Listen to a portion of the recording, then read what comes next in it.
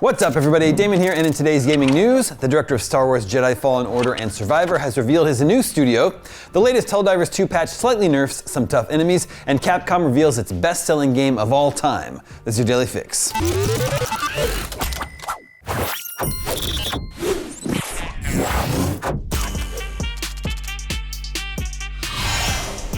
Stig Asmussen, the game director of Star Wars Jedi Fallen Order and Survivor, as well as God of War 3, has announced the new studio he formed after leaving Respawn and EA last year. It's called Giant Skull, and his new team aims to create a new, premium, AAA, narrative-driven, single-player, third-person action-adventure game. Hey, that's exactly the kind of game I like. But why leave Respawn, where he's just created two massively successful Star Wars games, with a third underway in his absence, that were themselves AAA, narrative-driven, single-player, third-person action-adventure games? He told IGN, honestly, it's not something that I was looking for. I was very happy at Respawn, loved the team, loved the studio, EA was great. It was more just, I was approached with a really interesting opportunity. It started to be like a little kernel in my brain.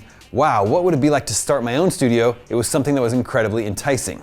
Giant Skull is based here in the Los Angeles area and currently numbers around 30 people, many of whom are veterans of Star Wars Jedi and Fortnite.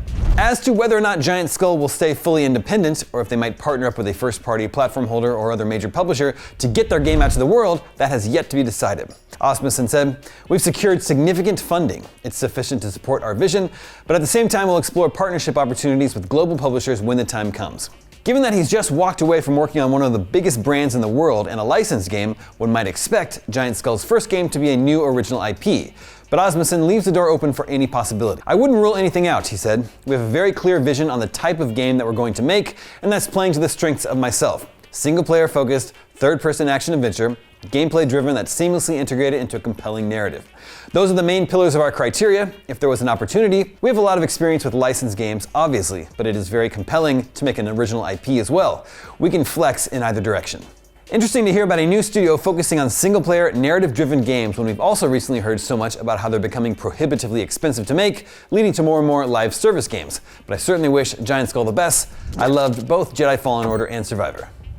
Moving on, Helldivers 2 developer Arrowhead has released a new patch that makes the game's toughest enemies easier to deal with. Patch 1.000.102 deals with the spawn rate of heavily armored Terminid enemies. It also fixes some user interface elements and crash issues. The new patch follows the release of the first balance patch, which sparked something of a backlash within the community for making it harder to kill heavily armored enemies, such as the Bile Titan and particularly the Charger. Last week's patch nerfed the Breaker, Railgun, and Shield Generator backpack, three items considered essential to higher difficulty play and the best loadouts. On higher difficulties, Helldivers 2 throws an often overwhelming number of powerful enemies at you, many of which require hard-hitting weapons and stratagems to deal with. The Railgun, in particular, was a popular option for taking them on. Since the release of the patch, players have complained about struggling to deal with these heavy enemies and their apparent increased spawn rate on harder difficulties, behind which Helldivers 2's most valuable resources are locked. Social media and the Helldivers subreddit and Discord have seen a number of screenshots and videos showing a quite ridiculous number of Titans and Chargers on screen at once, with players expressing their disbelief. In response, Arrowhead issued a post on the Helldivers Discord to say it planned to make heavy enemies easier to deal with, both in terms of their spawn rate and health, and it has now done so. Arrowhead said on the Helldivers 2 Steam page, "The amount of heavily armored targets that spawn on higher difficulties, especially for Terminids, have been a big discussion point online and internally. The intent is for groups to have to bring some form of anti-tank capability, but not to the degree previously needed. To that end, we have reduced the spawn rate of Chargers and Bile Titans on difficulties 7 and up. In addition, we have reduced the risk of spawn spikes of Chargers and Bile Titans." However, Arrowhead stressed that it has not reduced the difficulty of Helldivers 2, rather has changed the distribution of enemy types. So players should expect other enemy types to appear in greater numbers from now on. Specifically on the Charger, perhaps Helldivers 2's toughest enemy, Arrowhead has now moved to tackle the leg meta, which involves spending precious anti-tank weapons on the Terminid's legs instead of more obvious weak points.